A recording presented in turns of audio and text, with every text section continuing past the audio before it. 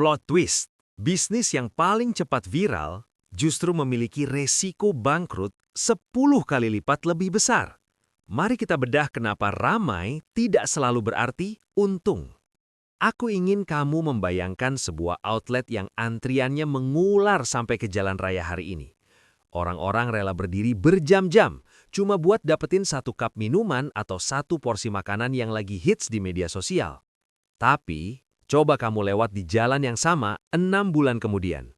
Ruko itu sudah tertutup spanduk putih bertuliskan disewakan. Catnya mulai kusam, dan keramaian itu hilang seolah nggak pernah terjadi. Mengapa fenomena ini terus berulang? Di bagian ini, aku akan membongkar sisi gelap dari popularitas instan yang seringkali menjadi lonceng kematian bagi pengusaha pemula yang terjebak euforia. Banyak dari kita yang terjebak dalam logika crowd equals cash. Kita berpikir kalau bisnis ramai berarti profitnya besar.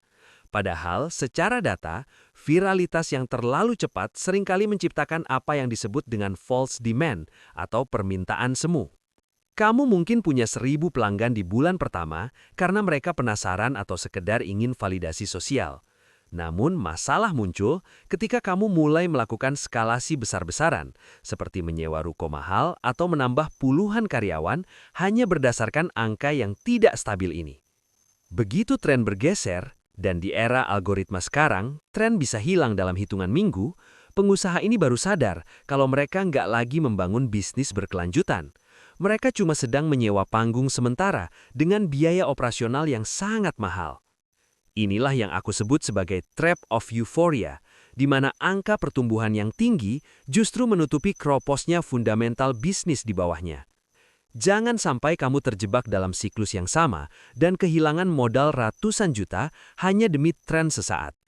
Sebelum kita bedah lebih dalam mengenai data di balik kegagalan ini, pastikan kamu sudah klik tombol subscribe agar aku bisa terus berbagi strategi bisnis yang logis untuk membantu kamu mencapai financial freedom yang sesungguhnya. Sekarang, mari kita bedah secara logis. Dalam dunia bisnis, aku selalu menekankan pentingnya membedakan antara fad dan tren. Banyak orang terjebak karena mereka menganggap keduanya sama. Padahal, secara data, karakteristiknya bertolak belakang. Fad adalah sebuah kegilaan sesaat. Grafiknya naik secara vertikal dalam waktu singkat, tapi turunnya jauh lebih curam. Ini adalah bisnis yang didorong oleh rasa penasaran atau FOMO, bukan karena nilai guna jangka panjang. Sebaliknya, tren adalah pergeseran perilaku yang terjadi secara perlahan namun konsisten, seperti transisi ke pembayaran digital atau kesadaran akan gaya hidup sehat. Secara data, mayoritas bisnis viral hanyalah fad. Masalahnya muncul ketika pemilik bisnis mengambil keputusan investasi jangka panjang untuk fenomena yang sifatnya jangka pendek. Aku ingin kamu melihat unit ekonomik sederhana yang seringkali diabaikan oleh para pengusaha pemula. Banyak bisnis viral yang sebenarnya merugi di setiap transaksi atau memiliki negatif unit economics. Mari kita ambil simulasi. Katakanlah kamu menjual produk seharga Rp25.000 dengan margin kotor 50%. Kamu merasa untung Rp12.500 per unit, bukan? Tapi mari kita lihat biaya operasionalnya. Demi mengejar status viral, banyak owner yang memaksakan diri menyewa lokasi di mall atau area hype yang harga sewanya bisa 2-3 kali lipat dari harga pasar normal. Jika biaya sewa dan operasional tersebut dipukul rata ke setiap produk, margin kamu mungkin sudah terpotong 30%. Belum lagi biaya promosi. Di fase viral, biaya untuk membayar influencer agar terus menjaga api hype tersebut tetap menyala sangatlah mahal dan tidak berkelanjutan. Jika kita masukkan ke dalam spreadsheet simulasi, seringkali ditemukan bahwa profit bersih per produk hanya tersisa 5% atau bahkan 0. Artinya, kamu hanya tukar uang tanpa membangun cadangan kas yang kuat. Begitu permintaan turun hanya 20% saja dari puncaknya, struktur biaya tetap kamu yang sudah terlanjur membengkak seperti kontrak sewa jangka panjang dan jumlah karyawan yang terlalu banyak, akan langsung memakan sisa modal yang kamu miliki. Inilah alasan kenapa dalam 6 bulan, saat kerumunan mulai hilang, kas perusahaan sudah kosong. Memahami angka-angka ini adalah kunci agar kamu tidak hanya sekedar ikut-ikutan. Jangan sampai kamu membangun istana di atas pasir yang sedang bergeser. Untuk kamu yang ingin belajar bagaimana membangun fundamental bisnis yang kuat agar bisa mencapai financial freedom tanpa harus bergantung pada keberuntungan viral, pastikan kamu terus mengikuti series ini dan klik tombol subscribe agar tidak ketinggalan bedah data selanjutnya. Untuk menyelamatkan bisnis kamu dari risiko kegagalan yang tidak perlu, aku ingin kamu menerapkan 3 langkah protokol ini secara disiplin. Ini bukan sekedar teori, tapi adalah sistem pertahanan yang akan membedakan kamu dari para pedagang musiman yang cuma mengejar tren. Pertama, lakukan uji validasi produk minimal selama 3 bulan, tanpa bantuan iklan viral atau influencer besar. Mengapa ini penting? Karena aku ingin kamu melihat yang namanya organic retention.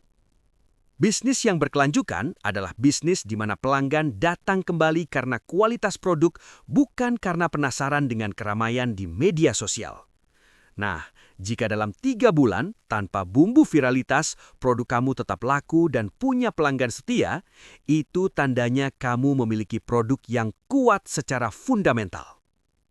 Kedua, aku akan jelaskan rumus rasio 60-40 yang wajib kamu patuhi dalam pengelolaan arus kas. Alokasikan maksimal 60% dari total pendapatan untuk biaya operasional, mulai dari bahan baku, gaji, hingga sewa tempat. Sementara itu, 40% sisanya wajib langsung masuk ke cadangan kas darurat perusahaan. Jangan menyentuh uang ini untuk keinginan pribadi atau ekspansi yang terburu-buru. Ingat, saat gelambang viral itu surut, dan pasti akan surut, cadangan 40% inilah yang akan menjadi tabung oksigen agar bisnismu tetap bernafas ketika pendapatan mulai melandai. Ketiga, ada aturan emas dariku yang seringkali diabaikan karena sifat serakah. Jangan pernah mengambil utang modal untuk bisnis yang belum melewati siklus adaptasi pasar minimal 1 tahun. Banyak pelaku UMKM terjebak mengambil pinjaman besar saat melihat antrean panjang di bulan pertama. Padahal itu adalah jebakan. 1 tahun adalah waktu minimum bagi pasar untuk menunjukkan karakter aslinya, termasuk masa-masa sepi dan jenuh.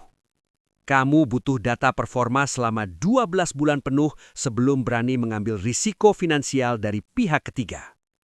Ini adalah pondasi utama agar kamu tidak hancur saat euforia pasar mulai menghilang. Membangun bisnis bukan tentang siapa yang paling cepat meledak, tapi siapa yang paling lama bertahan. Jika kamu merasa strategi ini masuk akal dan ingin belajar lebih dalam tentang cara membangun aset yang tahan banting demi mencapai financial freedom, pastikan kamu klik tombol subscribe. Di arah bisnis, aku akan terus membedah data dan logika keuangan agar kamu bisa menjadi pengusaha yang lebih cerdas dan terukur. Mari kita bangun masa depan finansial yang kokoh, bukan sekedar membangun tren yang cepat hilang. Sekarang, aku ingin mengajak kamu melakukan simulasi sederhana agar kita bisa melihat gambaran besarnya secara jernih melalui data. Kita punya 2 subjek di sini. Bisnis A yang kita sebut si viral wonder dan bisnis B si slow grower. Mari kita lihat bisnis A. Di bulan pertama, karena kekuatan konten dan algoritma, mereka langsung meledak. Omset melonjak dari 0 ke 200 juta rupiah dalam 30 hari. Pemiliknya panik tapi senang. Mereka langsung menyewa ruko mahal, merekrut 10 karyawan tambahan, dan meningkatkan stok tanpa perhitungan matang.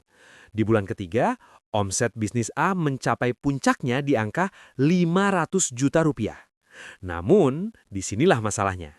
Biaya operasional atau OPEX mereka membengkak hingga 350 juta rupiah per bulan karena inefisiensi akibat pertumbuhan yang terlalu cepat. Lalu, masuk ke bulan ke-6. Tren mulai jenuh. Orang-orang mulai beralih ke hal viral berikutnya. Omset bisnis A terjun bebas 70% ke angka 150 juta rupiah. Dengan beban operasional 350 juta rupiah, mereka mengalami burn rate atau kerugian 200 juta rupiah setiap bulan. Karena tidak memiliki dasar pelanggan yang loyal dan hanya bergantung pada keramaian sesaat, bisnis A gagal melakukan pivot. Hasilnya, di bulan ke-12, bisnis A terpaksa gulung tikar dengan tumpukan utang vendor. Sekarang, mari bandingkan dengan bisnis B. Strateginya sangat berbeda. Aku melihat mereka hanya menargetkan pertumbuhan 5% setiap bulannya secara konsisten. Di bulan pertama, omset mereka mungkin hanya 10 juta rupiah. Sangat kecil dibandingkan bisnis A. Namun, setiap rupiah yang masuk diputar kembali untuk memperbaiki kualitas produk dan membangun sistem database pelanggan. Di bulan ke-6, saat bisnis A mulai goyah, bisnis B baru mencapai omset 13,4 juta rupiah. Terlihat lambat bukan? Tapi perhatikan apa yang terjadi di balik layar. 80% dari angka itu adalah repeat order atau pelanggan setia. Memasuki bulan ke-12, melalui kekuatan compounding atau bunga berbunga dari pertumbuhan 5% tadi, ditambah ekosistem pelanggan yang sudah solid, bisnis B mulai menunjukkan taringnya. Mereka tidak perlu lagi bakar uang untuk iklan, karena pelanggan mereka sendiri yang mempromosikannya secara organik. Pesan yang ingin aku sampaikan adalah, berhentilah sekedar mencari keramaian dan mulailah membangun ekosistem. Keramaian itu sifatnya sementara, tapi ekosistem dengan fundamental yang sehat adalah aset jangka panjang. Kamu harus memastikan bahwa sejak hari pertama, bisnismu memiliki unit ekonomi yang positif dan retensi pelanggan yang kuat. Jika kamu merasa bedah data seperti ini membantu kamu melihat realita bisnis dengan lebih objektif, jangan ragu untuk klik tombol subscribe. Di Arah Bisnis, aku berkomitmen untuk terus membagikan logika keuangan dan strategi kewirausahaan yang terukur. Mari kita belajar bersama untuk membangun aset yang bukan hanya sekedar tren, tapi benar-benar bisa membawa kita menuju financial freedom yang berkelanjutan. Jadi, apa poin utamanya? Kesimpulannya adalah, viralitas itu sebenarnya hanyalah sebuah bonus, bukan strategi inti dari sebuah bisnis yang sehat. Bisnis yang mampu bertahan 5, 10, hingga 20 tahun ke depan adalah bisnis yang mampu menjawab kebutuhan nyata di pasar, bukan sekedar memuaskan rasa penasaran sesaat. Aku ingin kamu berhati-hati. Jangan pernah biarkan angka likes atau jumlah shares di media sosial menipu logika finansial kamu. Ingat, popularitas di layar handphone seringkali berbeda jauh dengan realitas profitabilitas di laporan keuangan. Banyak brand yang terlihat meledak di awal, namun faktanya mereka hanya memiliki margin di bawah 10%. Angka yang bahkan tidak cukup untuk menutup biaya operasional ketika gelombang tren mulai surut di bulan ke-6. Pesan aku untuk kamu, tetaplah berpijak pada data. Jaga cash flow kamu dengan disiplin, karena itulah napas utama dari setiap usaha. Fokuslah membangun nilai manfaat yang kuat, sehingga pelanggan akan terus kembali karena kualitas, bukan karena ikut-ikutan.